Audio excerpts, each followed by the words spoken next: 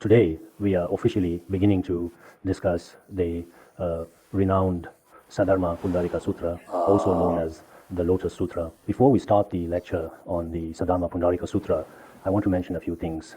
First, almost every single time I have the opportunity to teach this particular scripture, I begin by reciting aloud a section of the Saddharma Pundarika Sutra in Tibetan. If any of you have the Tibetan text, please help me check it at that time. If any characters are missing, or if I happen to skip a line while I am reciting, even just by accident or oversight, if such situations ever occur, please kindly correct me as soon as possible. Also, I ask each and every one of you whether you are part of the live audience here in this venue. For those of you who are currently listening to this lecture online and participating in this session remotely, we welcome you and appreciate your presence. You must pay attention when receiving this transmission. Last time when I taught the Medicine Buddha Sutra, some people didn't even realize when I recited transmission. Some people online, after joining, didn't understand what was happening and just left directly, not listening at all. They only started listening when the formal lecture began. This shows a lack of understanding of the significance of transmission, which is truly a pity. So every single person should listen without exception. The beginning part may take about 10 minutes, or maybe 6 or 7 minutes. I'm not exactly sure about the specific duration. The time for each day may not necessarily be the same. At this time, everyone, of course, if you are quietly reading a book or silently reciting some mantras, as long as your voice doesn't disturb others, that's all fine. Generally, when receiving a transmission, as long as your voice doesn't interfere in any way whatsoever, absolutely, and as long as your ears can simply hear the sound, well, that's more than sufficient. When we listen to the transmission of the Lotus Sutra, or when the teaching begins, there should be many sentient beings present, including both humans and non-humans, as well as many other kinds of sentient beings. I sincerely hope that many people can receive the genuine transmission. That day, I was half joking, saying humans, non-humans, asuras, or gandharvas, they simply go online or use supernatural powers to receive teachings. That works too. But in another way, this is also true, because sentient beings' karmas inconceivable. The times are changing very rapidly as well. Each sentient being, in their own unique manner, receives the Dharma, each one experiencing it in a different way. Today, I can't really tell whether there are any non-humans present or not. But if I reason it out, well, there must be quite a few. It's just that some sentient beings appear in different forms since it's the Dragon Boat Festival. Here, there are both believers and non-believers. Just now, I also saw there's someone over there. Could the people next to her let her come over? I'll offer her a khata. She can also represent these sentient beings.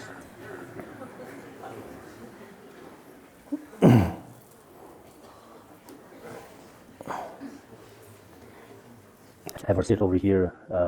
Later, you can help translate for her a bit. Okay. Come over here. Come, if you would.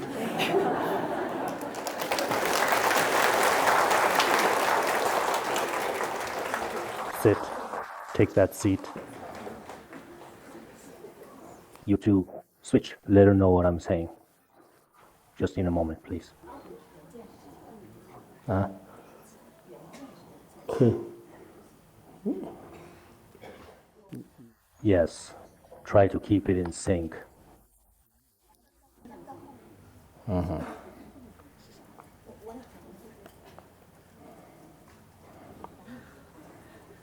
She might not have any religious belief, but that's okay. Representing, when it comes to the important act of representing others, it is remarkable that even a single individual has the ability to stand for, speak on behalf of, and embody the interests of many different sentient beings, no matter how numerous they may be. Try to keep her updated as we go along. Sometimes when speaking near someone's ear, don't speak too loudly.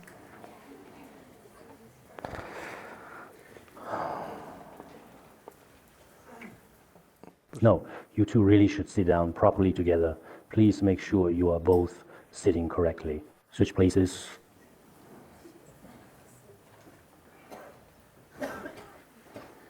You've been making her wait for so long that she doesn't even know what's going on.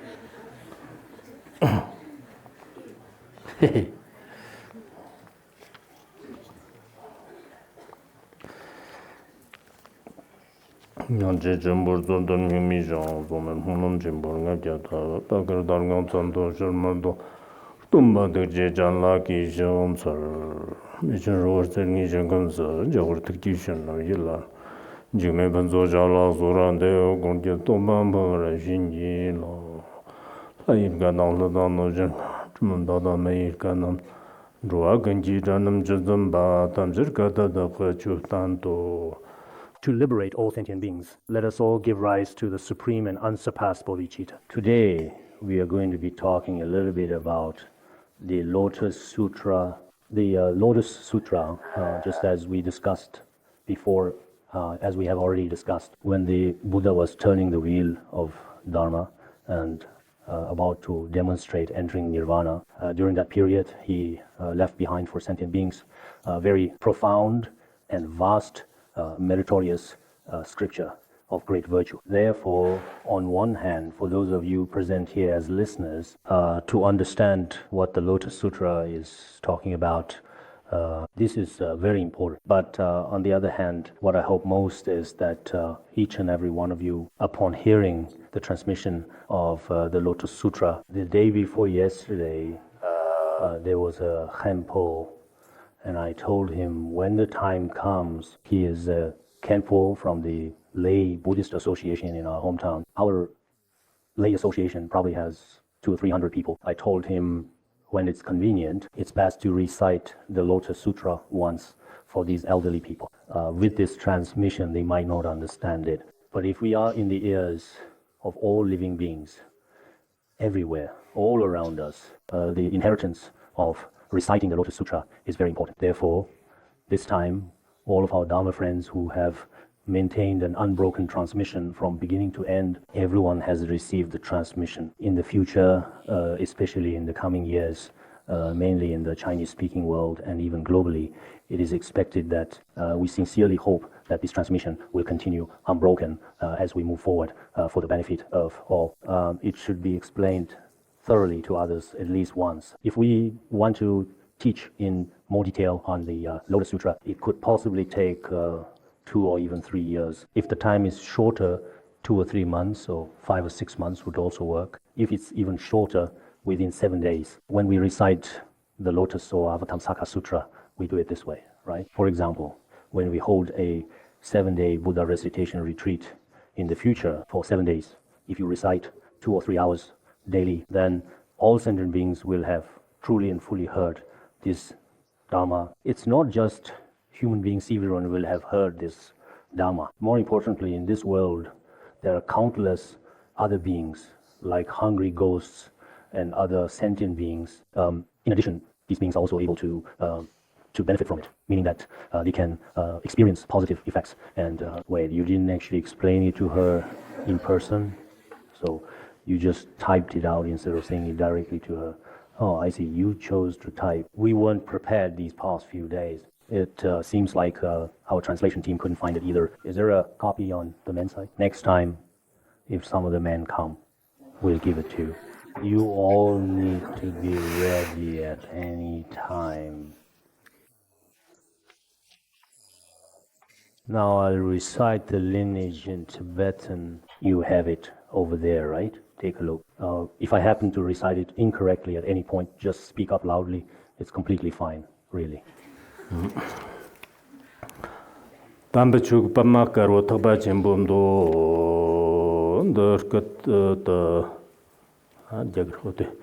Jagarkat Sata Dharma Pernatar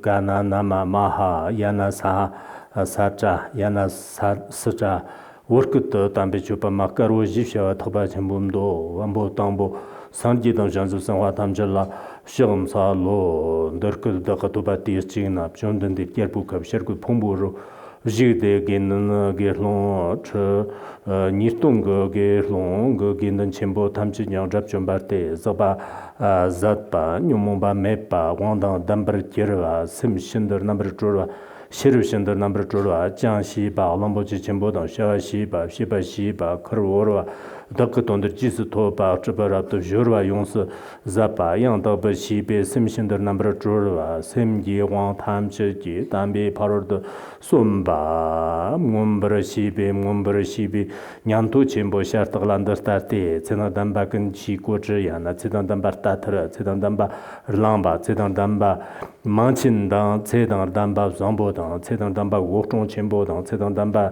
tangji wokzhong dang cedang damba chihlong wokzhong dang cedang damba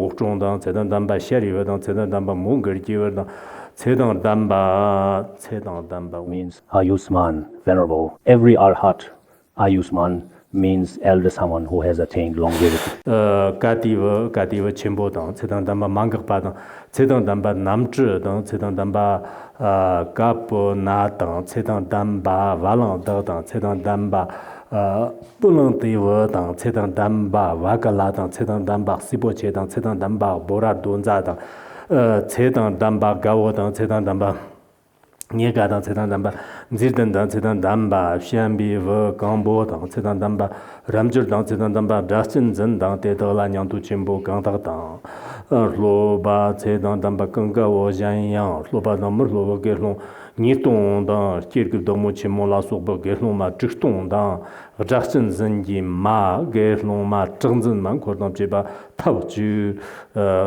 go xiangchib sanhua gyatri tamchi kyang lana me taba yang dagbar zogba san xiangchib le shirmar dogba zong toba puba chimbo ne ba shirmar dogba chujin kurlo korwa san jib gyartong mambo nyimgar shiba san jib gyartong mambo gir tsav kye ba san jib gyartong mambo yang dagbar toba li dang ngag dang sim xianbe yongs gu ba devjina shaba yishin zaba lam kye ba shirab chimbo shirab ji paru do shimba stokbar kondo cheba jiktengi kam gyartong Mambor number ba chokchak shewa chokchu gyar tongchak mambo torap to jorwa shartak ndartate shanchu sanhua chimbo jaghru zhunni kirba dang shanchu sanhua xianriang dang shanchu sanhua mtachin top dang shanchu sanhua tun tamchid jibshawa dang shanchu sanhua shtak da zonba dang shanchu sanhua maktongwa dang shanchu sanhua nangna rinchen dang shanchu sanhua manji gyarbo dang shanchu sanhua manyang dakparan pakpa dang shanchu sanhua Kupur gyarbo dang shanchu sanhua rapta vijinhua dang shanchu sanhua rinchen da dang shanchu sanhua rinchen gu dang shanchu sanhua da huarda gangwa dang shanchu sanhua huar nomba chimbo dang shanchu sanhua mtayig nomba dang shanchu sanhua jikting sumnon dang shanchu sanhua puba chimbo dang shanchu sanhua stakbar rapta zonba dang shanchu sanhua nzamba dang shanchu sanhua loju mazaba dang shanchu sanhua pami huar dang shanchu sanhua karmi gyarbo dang shanchu sanhua xianba dang shanchu sanhua chimbo sanke dang takche ko uzangkyo lang sobe kyewa jijig lander tarte uzangkyo dang komchom jone dang tehun uzangkyo dang mevjin dang pigre dang chivjin dang wombo jin dang lami loju dang kyabar loju dang perwi loju dang tongwa dondan dang shinda yang dagbar jigba dang raptar sargir namro nomba dang hui me piv loju dang nimi nyangwa dang sanzan yang dag ba tamche de shangchiwa sanhua gyatri zhirtong yang dag takchig da yubo lai namge wombo gyabshin dang kur liwa nyechin dar tarte liwa dawa dang liwa nyima dang ganda zhiwa dang rinchen go dang liwa nangwe go dang deda la soba liwa nyechi dang takchig da yugsu gyarbo chimbo zhir dang kur liwa samchin dar tarte gyarbo chimbo pakjibo dang gyarbo chimbo mungmo zang dar gyarbo chimbo wokchong dang gyarbo chimbo namto jiwa dang liwa wangshig dang liwa wangshig chimbo dang kur jiwa samcha dag dang takchig da yugko mumji jiv dabo tsangba dang kur tsangri ji li onye zhir dang dar tarte tsangba sikpa da jan dang tsangba karmi go dang dedag la sokba tsangri ji nye zhig dong dang takchig da yugko li gyarbo gyat dar tarte li gyarbo gawo dang nyega dang yamso dang norji jiwa dang jobo dang zje dang ma zhuo dang hli gerbo ba la dang kur hlu xi wa gyartong mangbo dang tao chi de ji ko mogam ji gerbo jindar ta te mogam ji gerbo jomba dang mogam ji gerbo jomba chenbo dang chu chenbo dang mogam ji gerbo chu zang dang mogam ji gerbo chun zang dang kur mogam ji xi wa dong zhe mangbo dang tao chi de ji ko zhi zi ri gi le jindar ta te zhi za yi de gong wa dang yi gong yang dang nia jiang nian dang zhi za yang nian dang kur zhi zi xi wa gertong mangbo dang tao chi de ji ko lama yin 왕보 지연다르테 라마인게 왕보 톱진다 착습다 타그상 리당 라마인게 왕보 자친다 쿠르 라마인시와 망보당 타그주도 지고 남카등게 왕보들다르테 남카등게 왕보 즈브지도 쳔보당 리쳔보당 조 어족 쳔보당 남카등게 왕보 추거 추르 쳔보당 쿠르 카당시와 야르동 망보도당 용 타그주도 지고 림포 bi manga di gerbo marche ja yang tao chi de ji go.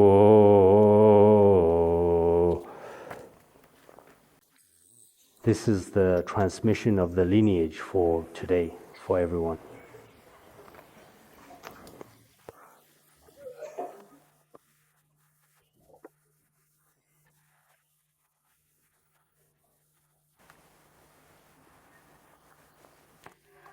This time, I am personally giving this particular class to all of you as your instructor. The transmission of the lineage together will basically be completed in about an hour. My principle is that if the class, for example, goes on for too long, everyone might sometimes get scared, bored, or annoyed, especially now, since everyone is rather busy and occupied.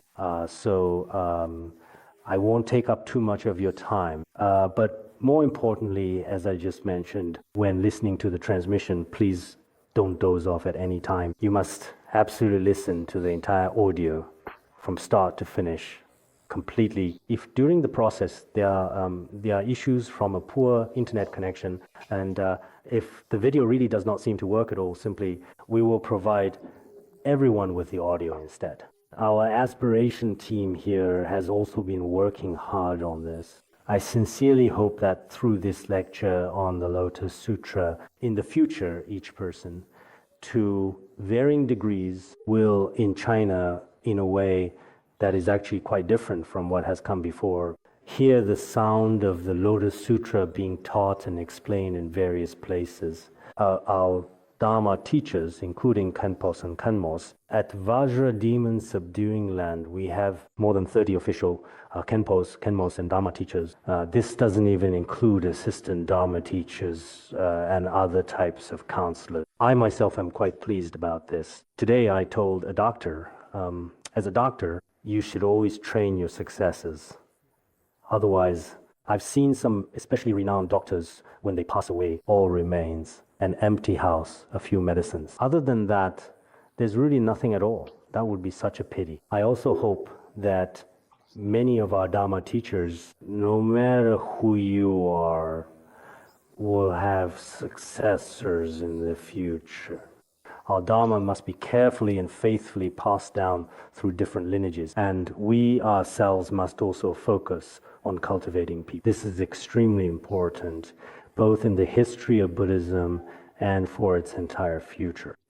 It's like a teacher. And if this teacher is very compassionate, if he doesn't train students, the teacher's qualifications, his true identity, or his value may not truly be realized. So for us, this time with the Lotus Sutra is in fact a very special occasion, you could say, indeed. I was supposed to talk to everyone about the origin of this occasion, but for now, we'll just have to postpone it for a while maybe. I'll talk about it in the future. So, starting from now, maybe sharing Dharma, aiding beings, practicing, there will be many significant hardships and difficulties, but as long as each person is strong and confident in themselves, there is always a way. So simply living in this world, in fact, a strong will, whether in worldly matters or spiritual practice, is indispensable. With a strong will and diligence, as well as a compassionate bodhicitta, many different things can indeed be accomplished, just as one wishes. Next, we will talk a little bit about the Lotus Sutra in detail with you all, for everyone. As for the Lotus Sutra, I also haven't had much time to read it thoroughly, maybe reciting it. Today, I may not recite all well. It's just like when you recite Tibetan, you might not be very fluent, but that's okay. I will focus on the Tibetan version for the transmission. If there are mistakes or omissions in the Chinese recitation, it's not a big deal. Explaining text meaning. I plan to cover the material more broadly, going through each part. For example, introducing the many arhats, great bodhisattvas and Gandharva kings mentioned here. It would actually be quite easy to give an introduction to each one. Some of them I'm familiar, and we look up references. The Fu Guang Buddhist Dictionary or searching online. In fact, most of these can actually be found quite easily, but I think this time we probably shouldn't drag things out for too long. If it takes too long, we still have some tasks to complete later on, and finishing these within a few years will be quite challenging. So today, we'll just very briefly go over things with everyone for a moment. We've discussed the Lotus Sutra earlier, and it belongs to the category of scriptures. There are certain differences between scriptures and treatises. A scripture is like a great treasure trove where all kinds of agates, corals, heavenly beads, and various precious jewels are gathered together. This is like a classic metaphor. Within the scriptures, there are various content, phrases, meanings, and metaphors. This includes dependent origination, case studies, so all of these are interwoven together. It's quite possible that when we modern people interpret them, some parts may not necessarily fit our way of thinking very well. But this is a characteristic of scriptures. As for treatises, they are like unique individual jewels in the vast, sparkling treasure trove, precious gems that we carefully string together. We take all the beautiful, colorful agate pieces and make a string of agate beads, and then add a few individual other corals and turquoise as decoration. So treatises are quite relatively systematic and organized in their structure and presentation, as you might expect, whereas scriptures are often much more scattered and quite fragmented. That's the difference.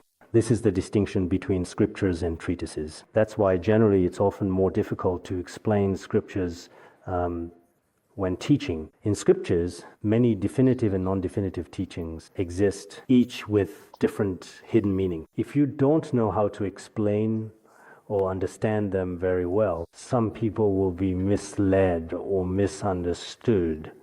This is a classic case. Lotus Sutra of the Wonderful. Many Buddhist scriptures, some are named, for example, after the meaning of their own content.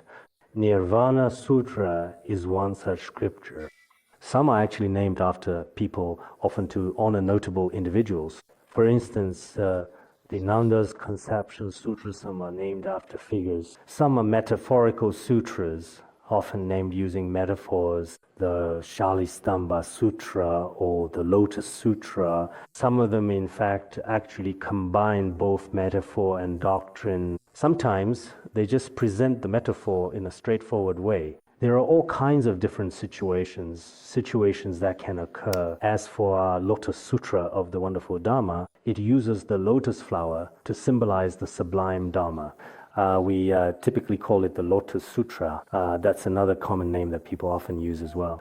In total, the version that we are currently utilizing for this time actually has a total of 27 chapters. First chapter, introductory chapter. The introductory chapter is the chapter about causes and conditions. In our previous translations, we would explain what kind of causes and conditions led to the appearance of this sutra. For example, in Vajrayana teachings, we often talk about the 5 perfections. The perfection of teacher, retinue, dharma, and time, the perfection of place, which can also be called the perfection of environment. This is another way to put it. The Lotus Sutra, in fact, can also be considered to have the 5 perfections. First is perfection of teacher of 5 perfections. Shakyamuni Buddha, at that time, before he manifested parinirvana in India, He was perfection of the teacher. As for the perfection of the Dharma, it refers to the whole Lotus Sutra he taught then. The perfection of place refers specifically to Rajagriha, which is commonly mentioned in Buddhist texts as Vulture Peak or Gridhakuta Mountain, site of great significance. If family is complete, arhats, bodhisattvas, humans, and non-humans, countless beings were there. The perfect time, thus have I heard. At one time, the at one time here. This at one time has also been explained before, that the Buddha encompasses the future, past, and present, and that many different times can be included. So it doesn't specify a particular month or particular day. This carries a truly profound and meaningful significance, because the time in our world, the time in human, heavenly, hell, and hungry ghost realms differ from each other. Therefore, when the Buddha says once, it allows different sentient beings, according to their time and karmic experiences,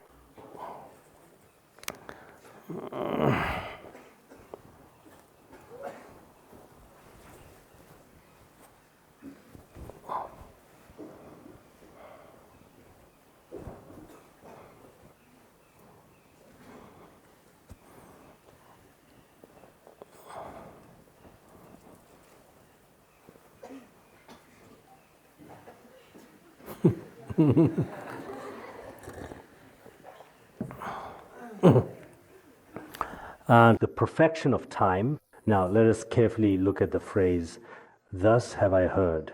At that time, it was not someone else who heard it. It was the compiler who truly heard it himself. Indeed, he genuinely, truly heard it in the presence of our teacher, Shakyamuni Buddha. Buddhist scriptures, some are sutras spoken directly by the Buddha himself, condensed Prajnaparamita Sutra, etc.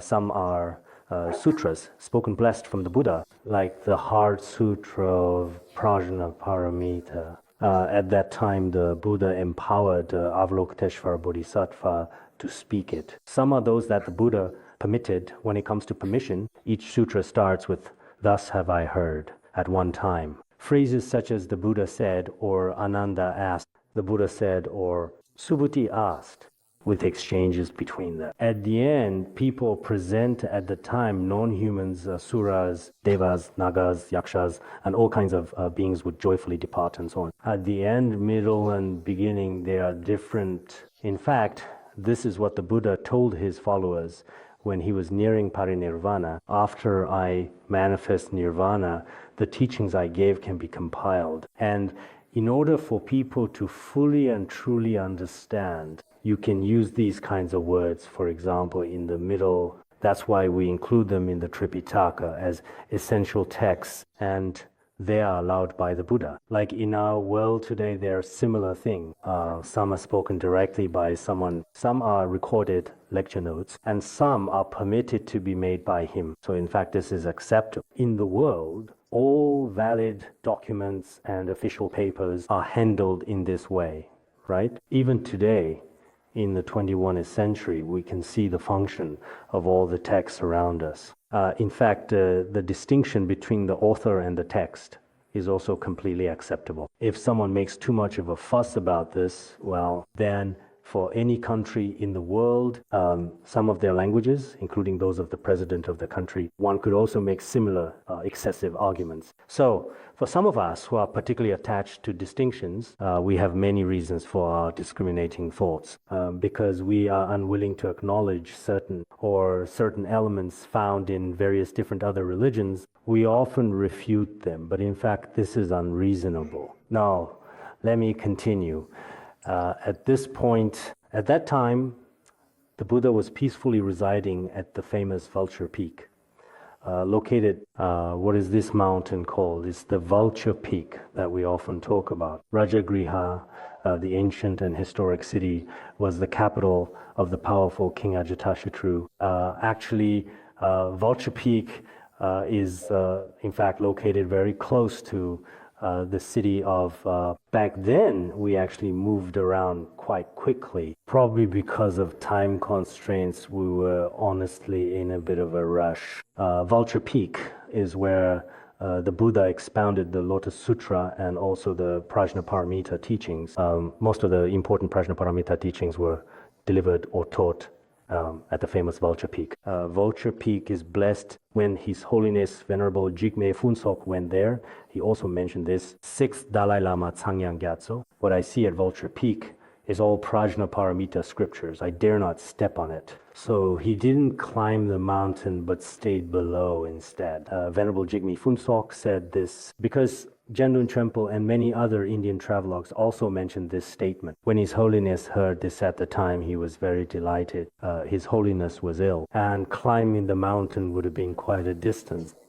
His Holiness said that following Changyang Gyatso's view, we could recite Samantabhadra aspiration to not go up mountain. At the time, I really wanted to go, but there was nothing I could do. Schedule was tight. I saw in some of the introductions that some people say that the place on Vulture Peak specifically where the Buddha taught the Dharma, there is a large distinctive rock that looks like a vulture. Because of this, the mountain was named Vulture Peak. This is one explanation. Some people say that Vulture Peak got its name because many of the dead from Rajgir were brought to a charnel ground for sky burials here. And many vultures would come here, and after feeding, they would return to the top of the mountain and live there. So later on, people started calling it Vulture Peak. If so, then our sacred mountain could also be called Vulture Peak, because over there at the charnel ground, many vultures return to that mountain at night, to the place of the Dharma protector. There are several explanations, but overall, I've read the Great Tang records on the Western regions. It has many details and accounts in Great Tang records on the Western region, including, for example, the stone that Devadatta threw at the Buddha when he tried to harm him is mentioned in it. The place where the Lotus Sutra was taught, there seems to be a small stupa located there, right? Has anyone among you ever been there? Have you perhaps actually gone there yourself? Can you tell me if there is a stupa, which is a Buddhist commemorative monument located at Vulture Peak, the famous mountain known for its spiritual significance? Is there now a clearly marked, specific, and identifiable place where the Lotus Sutra was taught? A Dharma platform, right? There is a Dharma platform, and it's very close by, not on the mountain. All right, if we make a pilgrimage to India in the future, we should definitely visit Vulture Peak.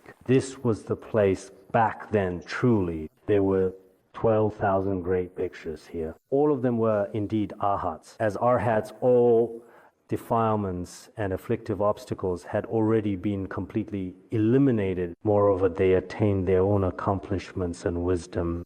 All the fetters, greed, anger, ignorance, and the view of self were completely gone. Their minds had already attained freedom. So, among the arhats at that time, who were they? Tibetan texts list more names.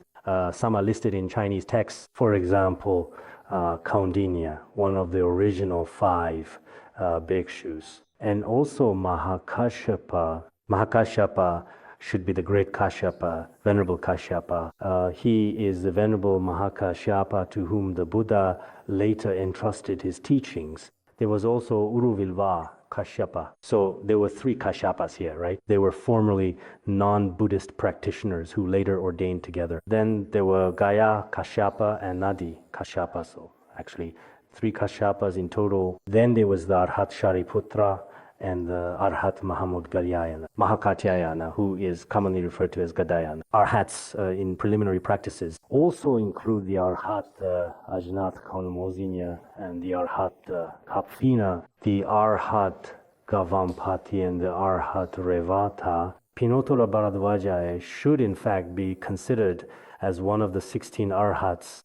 Some of these are also among the 16 Arhats. There's also the Arhat Bakula and the Arhat Mahakashtila. The Arhat Nanda and the Venerable Arhat Sundarananda, Dr. Punamita Raniputra, the noted and renowned scholar, then the Arhat Subhuti, as well as Ananda and Rahula. These are the great, renowned, and venerated Arhats. The universally recognized and widely acknowledged, these Arhats realized, of course, Among them, like Ananda, some Buddhist scriptures mention he became an arhat later on. But here, the so-called and perhaps even legendary arhat refers to one who has completely and thoroughly destroyed all mental afflictions and inner enemies. This is called an arhat. There were 2,000 people, both in training and trained. This was assembly of arhats. Then there was Mahaprajapati, who was known as the Buddha's aunt as well as his foster, who was great Bhikshuni Mahaprajapati along with her retinue of bhikshunis. Together with her followers, they numbered a total of 6,000. Then there was Rahula's mother, the Bhikshuni Yashodhara, a remarkable woman. Rahula's mother, Yashodhara, later also became a bhikshuni. This community of bhikshunis also numbered more than 6,000. Just now, I actually noticed there were just as many arhats. Then there were 80,000 bodhisattvas. So judging from the human manifestation, there were probably over 100,000 people. But now, when we hold Dharma assemblies, just like when in the biography of the Venerable Jigme Phuntsok mentions several 100,000 people. So when the Buddha was preaching the Dharma, there were so many bodhisattvas. It certainly does make sense as well. Indeed, Bodhisattva Mahasattva means great bodhisattva. There were 80,000 of them, irreversible from Anuttara Samyak Bodhi. So all these bodhisattvas attained Anuttara Samyak Bodhi. Here in this context means without or none. Noduo Luo means supreme in translation. Anuttara unsurpassed. Supreme Samyak Sambodhi, perfect, complete enlightenment. So it means unsurpassed, perfect, and complete enlightenment. This is something we often talk about. When we say Anuttara Samyak Sambodhi, it means unsurpassed, complete enlightenment. They are all at the stage of non-retrogression. They have reached perfect enlightenment and will not fall back. They have all indeed attained Dharani. We all know about Dharani. They are Dharanis of Dharma, meaning and mantras. These are dharanis where one does not forget the teachings or their meanings. All these bodhisattvas have attained such dharanis. They also turn the wheel of the non-retrogressing Dharma. The Dharma wheel they turn is always the great Mahayana Dharma wheel. Moreover, once they have attained it, they will not, in fact, fall back from the path to enlightenment. This is the kind of Dharma they transmit. These bodhisattvas have made offerings to countless innumerable Buddhas. All these bodhisattvas have, in the presence of many Buddhas, made offerings and shown reverence. And before countless Buddhas, they have already planted an immense foundation of merit.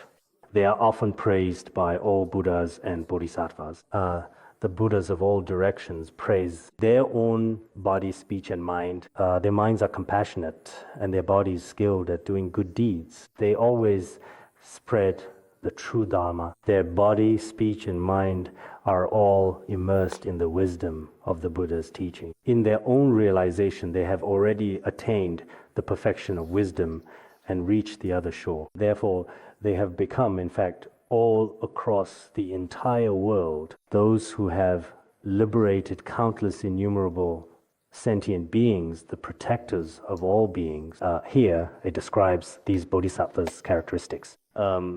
Earlier, we discussed the characteristics of arhats. Then, when discussing bodhisattvas, it mentions bodhisattva traits. So, which bodhisattvas exactly are included here in this context? Among them are Manjushri Bodhisattva, Avalokiteshvara Bodhisattva, Mahastammaprapta Bodhisattva, constantly diligent Bodhisattva, never resting Bodhisattva, the Bodhisattva who never has a Sunday off.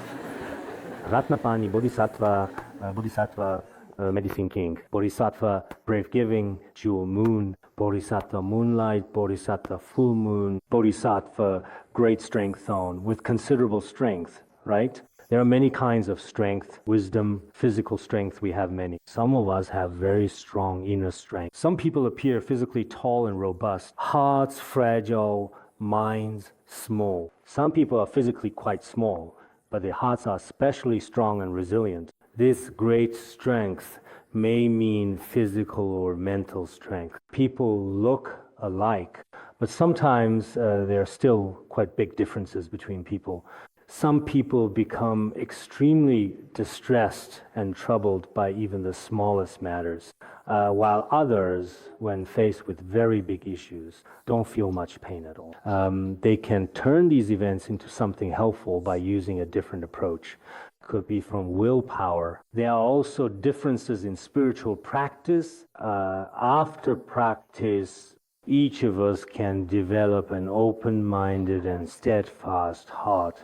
The heart can be gently transformed into one of deep compassion, someone who was domineering, rough and uncivilized, or perhaps fragile and troubled. A person like this, after practicing the authentic teachings, no matter what they encounter on the path of life, they can treat it as something joyful, not just acting in reality. Whatever happens, they genuinely feel happy about it. The other day I met someone who said, I must practice meditation.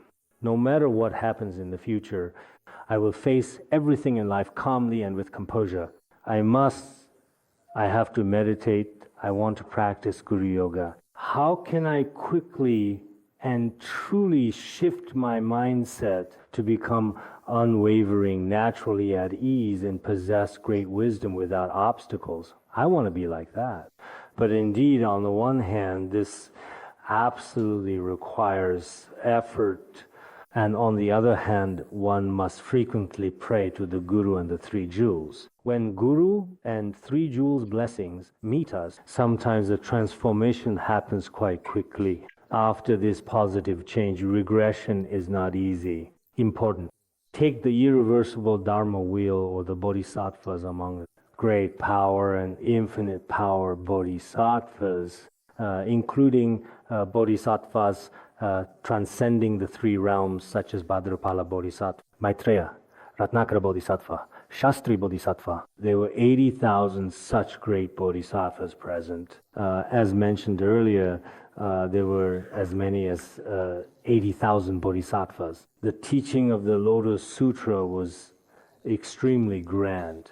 It should be said that in the course of the Buddha's teaching career, this was one of the times when he had the greatest number of followers, arhats of Hinayana and bodhisattvas of Mahayana. And among the bodhisattvas, Maitreya Bodhisattva and Avalokiteshvara Bodhisattva, those truly remarkable and compassionate bodhisattvas have already taken part in this. So, about our Lotus Sutra, everyone should be aware. Today, we don't have the wisdom of Maitreya Bodhisattva, nor do we have that of Manjushri Bodhisattva, nor do we have the virtue and perfection of Mahaprajapati Bhikshuni, like the virtue of Venerable Kashyapa Madgalyayana and Shariputra. All these things of Buddha, Mahayana and Hinayana disciples present. But we are living in the Dharma ending age now. This is what I think. In this Dharma ending age, people have not left this world and can receive Dharma. We here today should consider ourselves fortunate.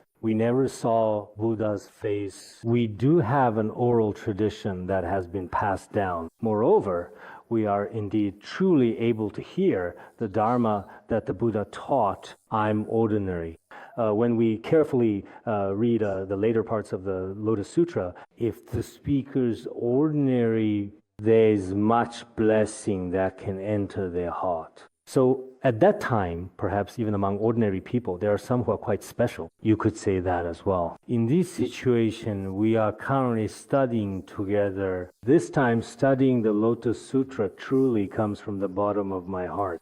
I feel that it is extremely meaningful in this lifetime. Those without faith may not feel the same way. It's like someone who has no interest in Western medicine at all. If you talk to them about medicine, they'll find it completely meaningless. Or someone who has no interest whatsoever in the arts.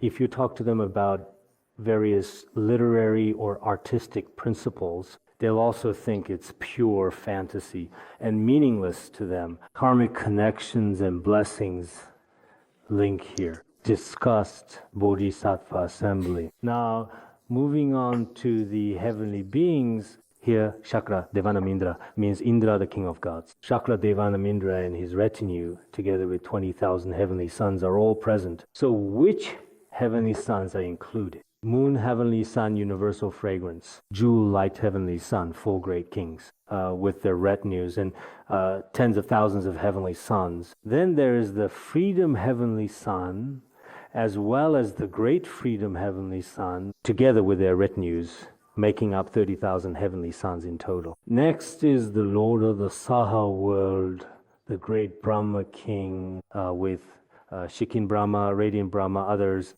Their retinues together comprise all 12,000 heavenly suns. These are the heavenly beings, what we often refer to as the 8 classes of devas and nagas. Within 8 devas and nagas, there are devas, nagas, yakshas, rakshasas, as well as humans and non-humans, gandharvas and asuras. All of these beings, both seen and unseen, are included. 8 classes of devas and nagas, 8 devas and nagas. If you read Jin Yong, probably all feel that 8 classes of devas and nagas, this seems quite familiar to you, right? But the 8 classes of devas and nagas in those novels are, as you might notice, a bit different from the ones here. 8 Dragon King. One is the great Nanda Dragon King. And then the Upananda Dragon King, followed by the Sagara Dragon King and the Vasuki Dragon King. Vasuki sounds very much like a Tibetan name, especially when you first hear it.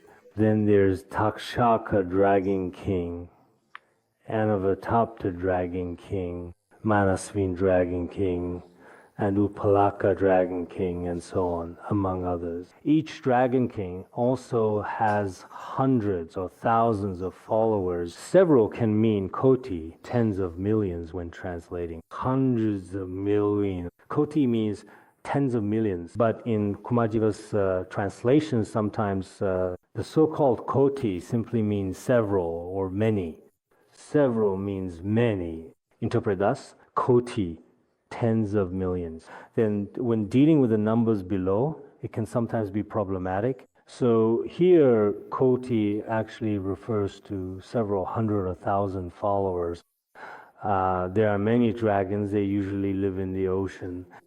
In the world, there are also, as a matter of fact, some dragon kings or their followers and loyal retinues.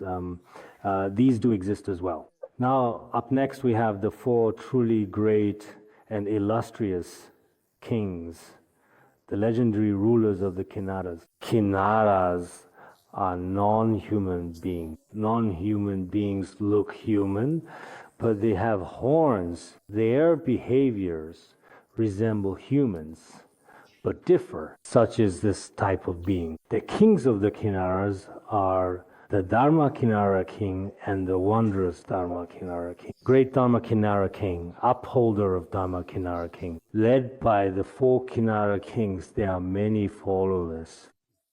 The retinues of the Kinnara kings are also present at the scene. Next, the Gandharva kings, whom we often refer to as the fragrance-seeking deity. What they enjoy is fragrance. Generally, they often, why do we burn incense? Sometimes these beings, in fact, do not depend on eating other things at all. They live entirely and completely on the fragrances from the outside world, from their surroundings and environment. Then the Gandharva king, the joyful Gandharva king, and the musical Gandharva king. Beautiful Gandharva king, beautiful sound Gandharva king. Each of them also has hundreds and thousands of retinues accompanying them together in total. Next, we talk about the 4 great Asura kings. Speaking of Asuras, there is the Vajra Asura king. This is what we refer to as Asuras. If it is not heaven, then generally among the 6 realms, the meaning of Asura is essentially the same. They are especially fond of fighting and often wage war against the gods. Even in our world today, in the Arab world, Iran, Iraq, in some respects are like the realms of the Asuras. War daily, continuously fighting without any interruption whatsoever at all. Among the asuras, it is important to note that there are also, in fact, many various beings like this. Asuras, male asuras are rather ugly, while female asuras are very beautiful. So they often have conflicts with the heavenly realm over this particular matter as well. There are also historical records that mention this, described as, all right, what are asuras? There are four great asura kings: the mighty and revered Vajra Asura king, the illustrious, renowned and powerful Karakanda Asura king, Vimasitra Asura king, and the Rahu Asura king. There are also hundreds of thousands of his followers who come to listen to the Dharma together as well. People listen to Lotus Sutra. We hope for Asura representatives, countless various representatives. In our institute, the asuras we used to refer to actually meant a different kind of person. There are many asuras now, so we also hope that some asura representatives will come to attend the class. This is just another way we refer to them. Did any asuras come today, perhaps? When we say the asuras have arrived, take note there are many asuras. So asura also carries this kind of meaning. In its usage or context, it holds this particular significance or implication.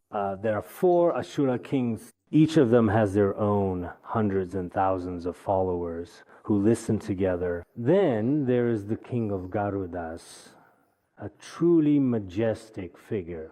The king of Garudas refers to the great rock. Sometimes when the Dragon King occasionally behaves excessively, the great rock, the golden winged Garuda, it has the world's Depang, rocks in transcendental realm. As we mentioned before, at that significant moment when the 1-2 princes made their vows, 1,000 of the princes vowed to become the 1,000 Buddhas in the future. Among the two remaining sons, the youngest one, he vowed to protect all the Buddha's teachings in the future and eventually became the great rock. This year, during the Dhamma King's memorial ceremony that we distributed to everyone as usual, that was designed by me. On the front is Guru Rinpoche's heart mantra. Both sides have Guru Rinpoche heart mantra, back great rock. Why is it the Garuda? Because back in the 1990s, His Holiness at that time, everyone in the Institute, to dispel obstacles and hindrances. Each person wore a great rock pendant around their neck. The Sangha blessed them then, but later because the quality was not very good. Actually, when the Guru Rinpoche was alive, things we made had strong blessings. As the economy was poor, the quality was not very high. Later, many people lost them. So last year, during the Guru Rinpoche's memorial ceremony, organizers, monks in Luhuo, Khenpo discussed, and I said, for our Guru Rinpoche's commemorative badge, not only does it actually contain the Guru Rinpoche's clothing and his hair, which is of tremendous merit, this should be the support for the mind. If there is also Guru Rinpoche's mantra on the back, by Guru Rinpoche's mantra merit, as long as you have Guru Rinpoche's precious mantra with you, it removes obstacles with great merit. This is the support for speech.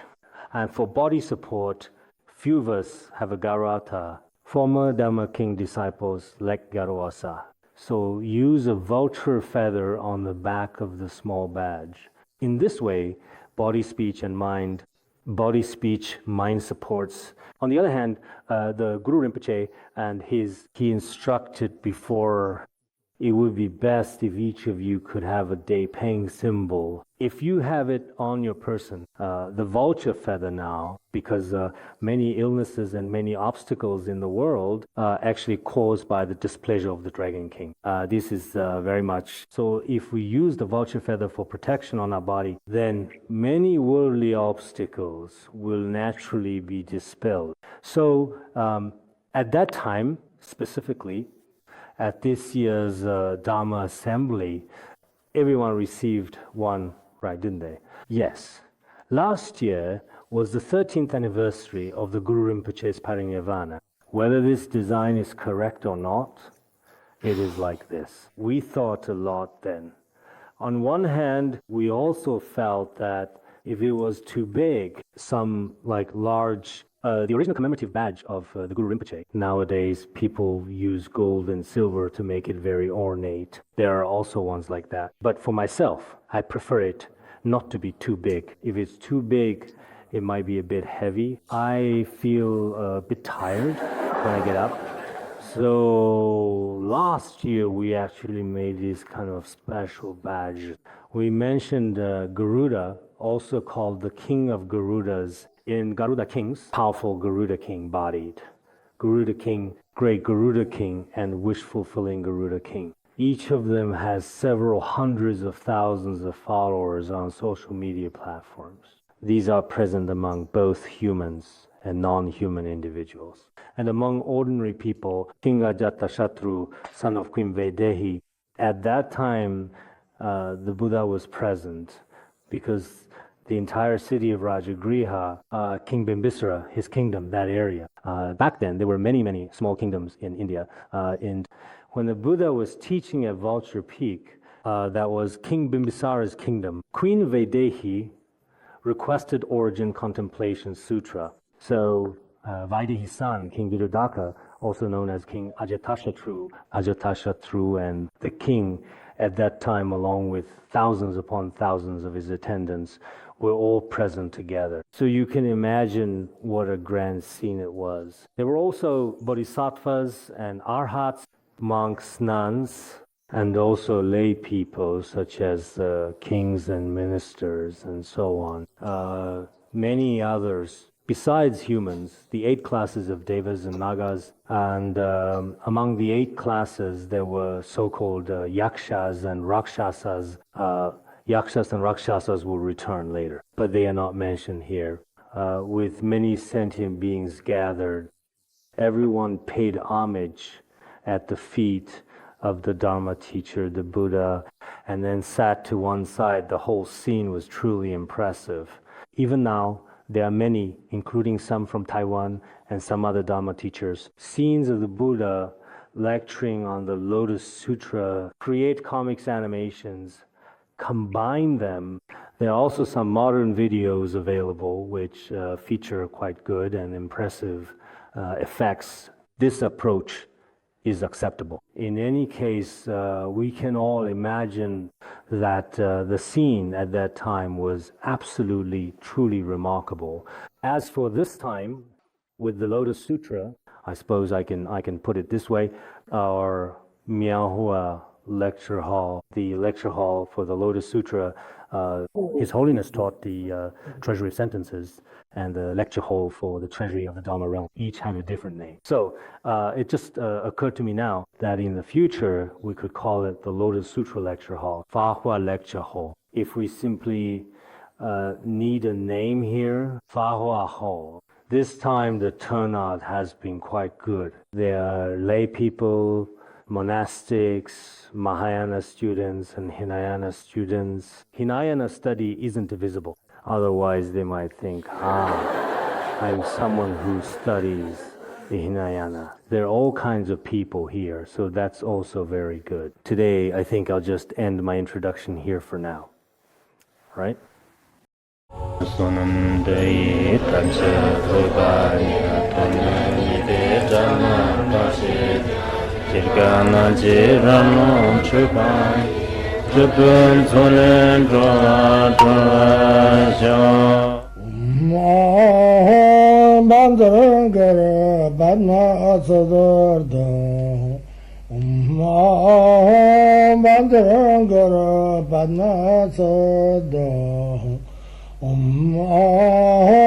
Bandara Bandara